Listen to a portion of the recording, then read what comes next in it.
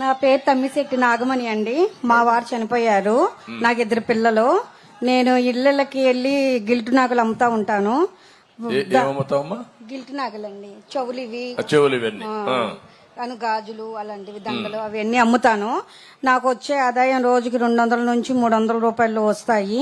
కానీ ఈ అన్నం క్యాంటీన్ లేకపోవడం మూలంగా పల్లెటూర్లు వెళ్ళి అమ్ముకొని వచ్చి బయట భోజనం తినాలంటే 200, 150 రూపాయలు పెట్టి తినలాక చాలా ఇబ్బందులు పడి ఎన్నో రోజులు పస్తులున్న రోజులు ఉన్నాయండి. ఈ అన్నం క్యాంటీన్ పెట్టడం వల్ల మేము కడుపు నిండా తినగలుగుతున్నామని, 5 రూపాయలకి భోజనం దొరుకుతుందని మేము చాలా సంతోషపడుతున్నామండి. ఇప్పుడు ఎన్ని గ్రామాలకు వెళ్తావు? మనం చిన్న చిన్న పల్లెటూర్లు వెళ్తాను సార్. దేంట్లో వెళ్తావమ్మా? ఆటోలో వెళ్తాను సార్. ఆటో ఛార్జ్ నువ్వు పే చేసుకుని వెళ్తావా? అవును సార్. అంటే ఎప్పుడు ఆటో దొరికితే ఆటోలో వెళ్తావు?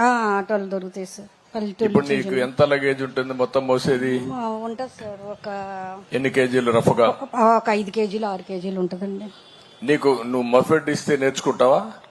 అంతే సార్. స్కూటర్, చిన్న స్కూటర్ ఉంది కదా, నేర్చుకుంటానండి. నేర్చుకొని నువ్వు పోయి అమ్ముతావా? అమ్ముకుంటానండి. అది పనిచేస్తుందా? పనిచేస్తుందండి. తగిలించుకుంటే బాక్సులు అటు తగిలి సంచులు తగిలించుకొని చేత పట్టుకొని వెళ్తానండి ఇప్పుడు దాకా. ఈ అమ్మాయికి అదే అందుకని బాస్కెట్స్ కూడా ఉంటాయి పక్కన, అందులో పెట్టుకొని వెళ్ళొచ్చు. ఈ అమ్మాయికి స్కూటర్ కొనియండి. అదే మరి వీలైతే ఎలక్ట్రికల్ స్కూటర్ కొనిద్దాం. ఇంట్లోనే ఛార్జ్ చేసుకుంటుంది, పెట్రోల్ బంక్ కూడా పోయే పని లేకుండా కొనుక్కుంటుంది. అది వర్కౌట్ చేయండి. ఈ మోడల్స్ అన్ని మీరు వర్కౌట్ చేసి నాకు చెప్పాలి. ఓకే, కూర్చో.